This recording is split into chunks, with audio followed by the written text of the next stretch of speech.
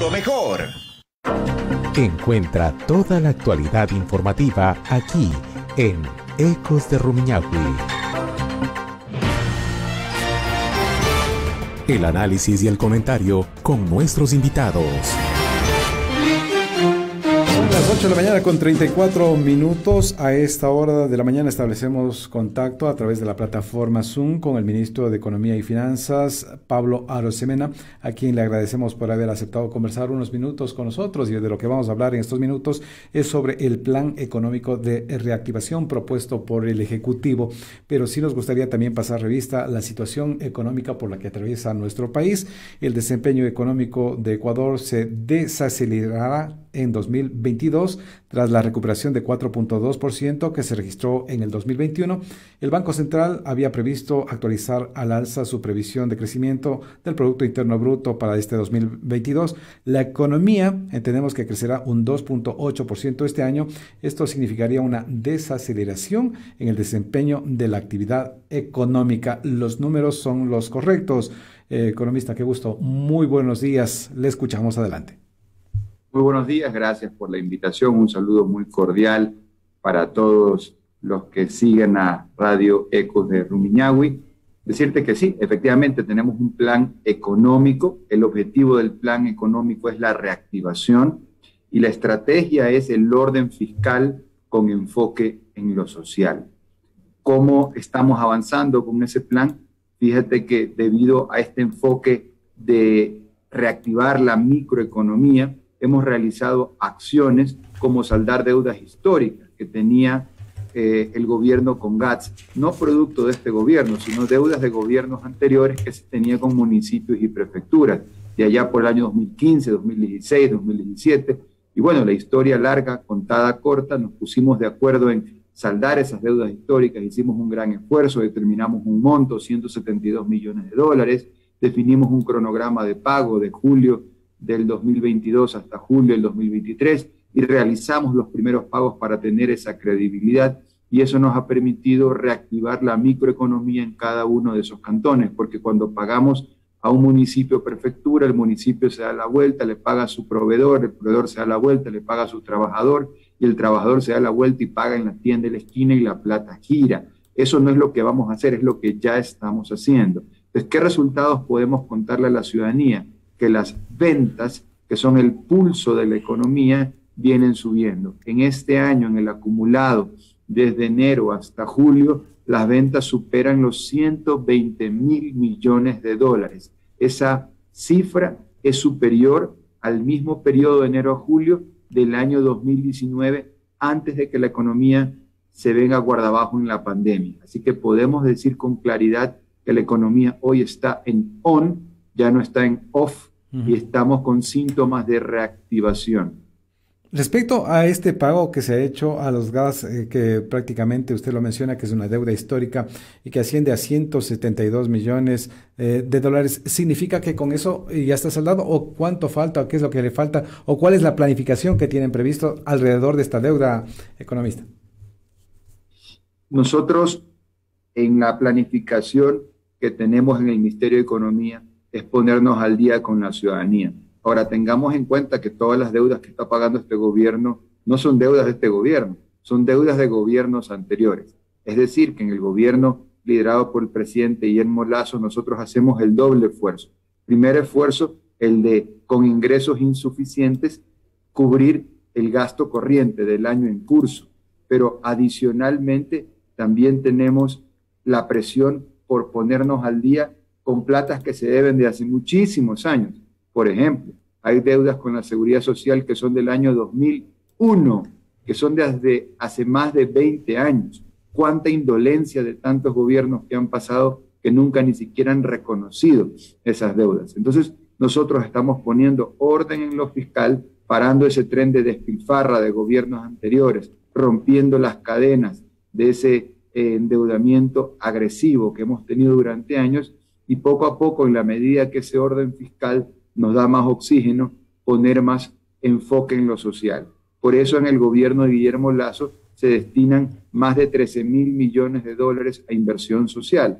Estos son recursos de salud, educación, trabajo, vivienda y bienestar social bonos. Para dar un ejemplo concreto, en el año 2019, 1 millón de personas recibían algún tipo de bono. Vino la pandemia, más gente se empobreció. ¿Qué hizo el presidente Guillermo Lasso ante esa situación?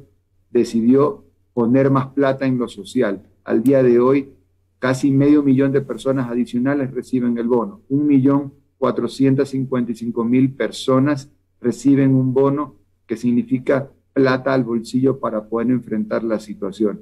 Así que eso es lo que estamos haciendo, poniendo orden en lo fiscal y enfoque en lo social. Usted ha mencionado de que hay indicadores que muestran la reactivación económica del país, como por ejemplo mencionó el récord de ventas que asciende a 120.000 millones en este periodo de enero y julio. ¿Hay otros indicadores en los que se pueda demostrar que en realidad hay reactivación económica?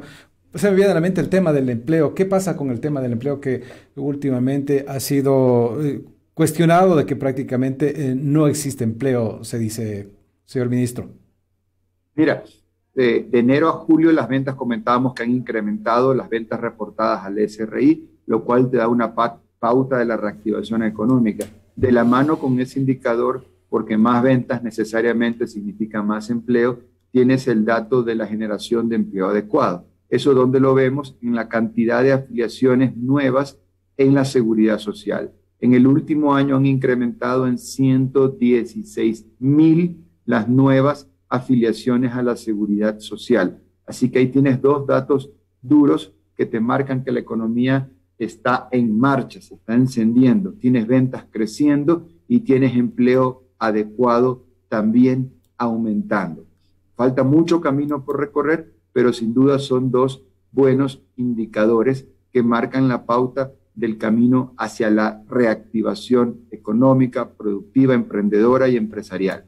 ¿Qué pasa con el tema de las inversiones para el tema de la obra pública? Que también se pregunta dónde están las obras macros, las obras grandes del gobierno central, del señor ministro. Sí, lo primero que hay que tener claro es el concepto de un presupuesto deficitario. ¿Qué quiere decir un presupuesto deficitario? Cualquiera que nos está escuchando en su hogar tiene un presupuesto, es decir, la cantidad de plata que le ingresa, que le entra, y la cantidad de plata que le sale, que egresa. Entonces, lo que entra, lo que sale y lo que queda.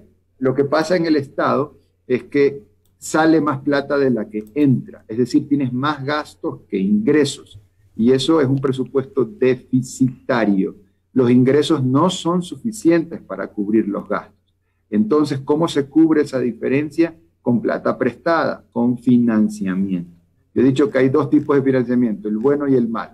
El malo cuando te prestan a plazo corto y a tasas altas, y el bueno cuando te prestan a plazo largo y a tasas bajas. Justamente ese es el financiamiento multilateral que Ecuador ha conseguido en el gobierno de Guillermo Lasso. El financiamiento multilateral es el mejor para asegurar el gasto social, toda vez que son tasas más bajas y son plazos más amplios. Ahora bien, ¿cuál es el tema? Que si el país se ha puesto como un objetivo ir frenando la despilfarra, ir poniendo orden en lo fiscal, ir cerrando esa brecha del déficit fiscal, es decir, romper las cadenas de ese yugo servil que es estar constantemente con déficit fiscales. Si ese es el objetivo, tenemos que tener en cuenta que por lo tanto el presupuesto de inversión va a ser menor, porque no se puede tener las dos cosas al mismo tiempo. Si usted está reduciendo el déficit fiscal, no puede esperar al mismo tiempo incrementar el presupuesto de inversión en obra pública. Es incompatible, es lo uno o lo otro. ¿Por qué decimos eso? Porque el gasto, recordemos que el gasto tiene, en resumen, dos componentes: el gasto corriente, el gasto de inversión. El gasto corriente, en resumen, el principal es sueldos y salarios. Pero resulta que sueldos y salarios, que es el gasto que uno viendo desde la tribuna diría hay que reducirlo, y sin duda siempre hay que reducirlo, pero para el próximo año, en la forma que estamos trabajando, tenemos una sentencia de la Corte Constitucional que obliga a aumentar la masa salarial en varios cientos de millones de dólares, por ejemplo, para el sector de la educación. Más allá de que unos tengan una opinión a favor o en contra de esa sentencia, el punto es que aumenta la masa salarial. Entonces, si tienes aumentando el gasto corriente y tienes que bajar el déficit fiscal, La alternativa que te queda es tener menos gasto de inversión.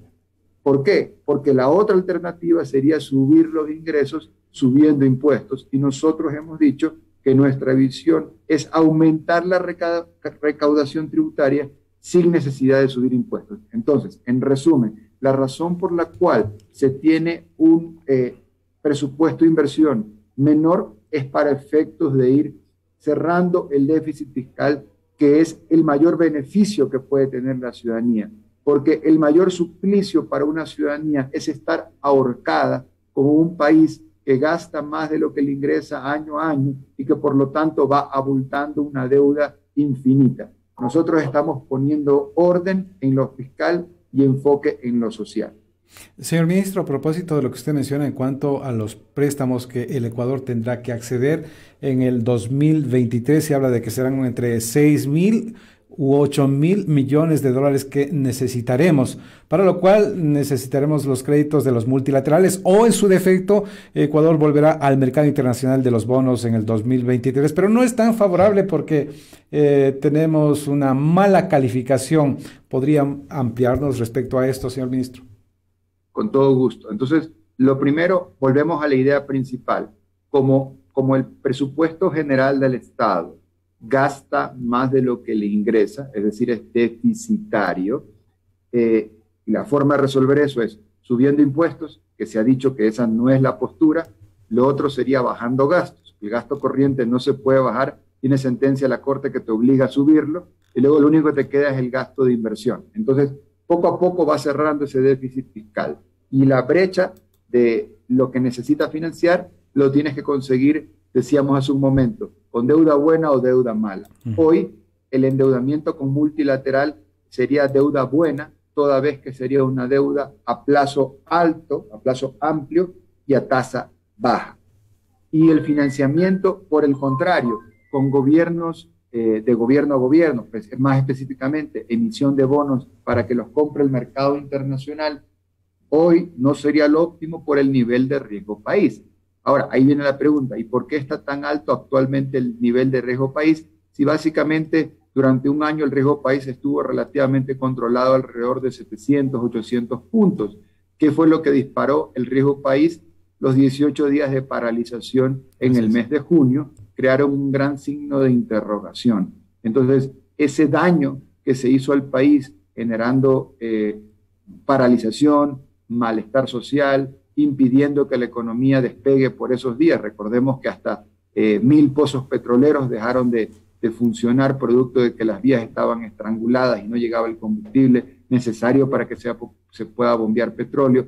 Entonces, eso todavía nos está pasando factura. Pero Ecuador tiene un gobierno liderado por el presidente Guillermo Lasso que marca muy bien el norte de la economía. El norte es la reactivación. Y recordemos que la economía ya este año está vendiendo mucho más de lo que vendía, no solamente en el 21, obviamente en el 20, sino también en el 2019, que fue el último año de crecimiento antes de que la economía se venga guardabajo. Pues bueno, hoy, en el 2022, siendo septiembre, ya la economía está vendiendo mucho más que en ese entonces, y eso es un buen hito que hay que destacar, porque a pesar de la paralización de junio, la economía ecuatoriana ha mostrado la capacidad de tener fuerza y vigor para incrementar sus ventas y también, como veíamos hace un momento, incrementar la cantidad de nuevos empleos viendo los datos de los afiliados a la Seguridad Social. Señor ministro, entendemos que para diciembre termina el plan económico firmado con el Fondo Monetario Internacional, por lo tanto tendremos que estar pensando en una nueva renegociación, para nuevos créditos, señor ministro. Bueno, nosotros tenemos una visión de seguir trabajando hombro a hombro con los multilaterales, si bien Ecuador este año estará culminando con éxito la parte principal del programa con multilaterales, con el Fondo Monetario. Es una cosa buena porque hace más de 20 años que el Ecuador no culminaba con éxito un programa de estos, y eso va a dar un buen espaldarazo a la gestión económica de cara a cómo el mundo mira al Ecuador.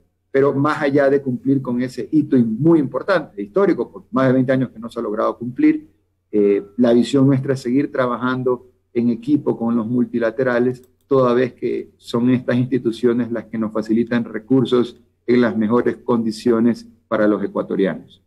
Otro de los acercamientos y otro de los diálogos que hay que continuar realizándoles con la Asamblea Nacional para que los proyectos del Ejecutivo en el área económica puedan ser aprobados o puedan dar paso en la Asamblea. A propósito de este tema, ¿cómo les va?